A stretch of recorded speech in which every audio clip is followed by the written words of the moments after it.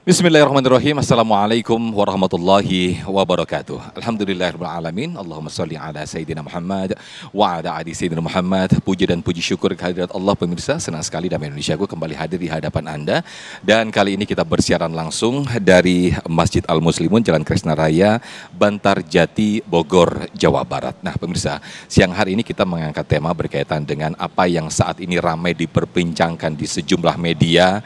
Kemudian juga ini masih diselidiki oleh pihak kepolisian, dan apakah benar hal ini terjadi berkaitan dengan maraknya perbudakan di sejumlah tempat kerja. Nah, bagaimanakah Islam memandang, bagaimanakah kacamata Islam dari sudut pandang Islam dalam hal ini perbudakan di era modern. Nah, tema yang sangat menarik ini pemirsa akan disampaikan oleh guru-guru kita, yaitu Kiai Haji Abdul Wahab dan juga Ustadz Fauzan Hidayatullah yang akan menyampaikan di segmen 1 dan juga 2. Nanti ada 3 segmen untuk sesi tanya jawab, kami persilahkan kepada para jamaah. Langsung saja pemirsa kita mendengarkan tausiah dari guru-guru kita dalam Damai Indonesiaku yang dipersembahkan oleh Sarung Wadimor, tentu sarung kita. Selamat menyaksikan.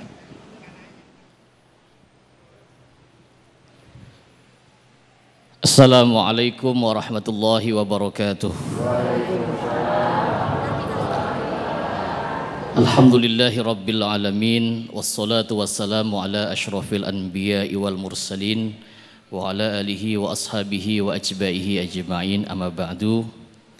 Yang sama-sama kita hormati host kita Ustadz Sofyan, Ketua DKM Masjid Al-Muslimun, para jamaah Bapak dan Ibu, serta pemirsa Damai Indonesiaku di seluruh Nusantara yang mudah-mudahan kita selalu diberikan keberkahan oleh Allah Subhanahu wa Ta'ala. Amin. Gimana kabar Ibu siang hari ini, sehat? Dompetnya sehat? Alhamdulillah rabbil alamin. Para pemirsa, para jamaah dimuliakan oleh Allah, tema kita pada siang hari ini membahas tentang perbudakan menurut kacamata Islam. Islam itu disebut dengan agama yang rahmatan lil alamin, memberikan rahmat dan kasih sayang kepada seluruh alam, bukan hanya kepada manusia. Bahkan Islam itu sampai memberikan pengajaran kepada seluruh alam. Ada sebuah hadis disebutkan ar-rahimuna yarhamuhumur rahman, irhamu man fil ardi yarhamkum man fis sama. Hadis ini menjelaskan tebarkanlah kasih sayang kepada seluruh yang ada di muka bumi ini. Tebarkanlah kasih sayang kepada seluruh yang ada di muka bumi ini. Maka siapa yang menyayangi, mengasihi, menebarkan kasih sayang kepada makhluk-makhluk Allah yang ada di muka bumi ini, maka dia akan disayangi dan dikasihi oleh seluruh yang ada di langit. Ini asbabnya ada sebuah kisah di dalamnya, yaitu ada seorang yang melihat ada anak kecil yang memiliki seekor burung, disebutkan dalam kitab Al-Usfuriyah. Burungnya ini namanya burung pipit. Ngerti burung pipit, Bu, ya? Burung pipit dimainkan oleh anak-anak kecil, oleh seorang anak kecil, lalu diikat kakinya, diterbangkan, ditarik lagi. Ada seorang yang merasa iba melihat ada seekor makhluk Allah, burung ini, lalu dibeli dan dibebaskannya. Ini burung dibebaskan, lalu malamnya dia bermimpi dia meninggal dunia, dan ketika meninggal dunia dikuburkan, dia jasadnya akan dihimpit oleh bumi, tapi terdengar suara, jangan kau himpit jasad dia, karena dia telah mengasihi makhlukku yang kecil sekalipun, karena dia telah membebaskan makhluk Allah Subhanahu wa Ta'ala. Maka Islam membebaskan. Islam itu agama yang rahmatan lil alamin. Perbudakan dari zaman dulu sudah ada. Kita dengar ada kisah Nabi Yusuf alaihissalam di mana dijual di pasar budak. Islam datang menghapus itu.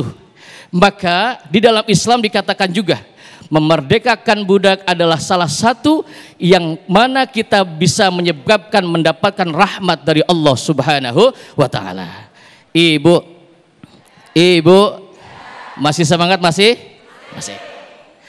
Kalau Al-Quran bicara tentang perbudakan, maka biasanya di akhir zaman akan muncul hal yang sama.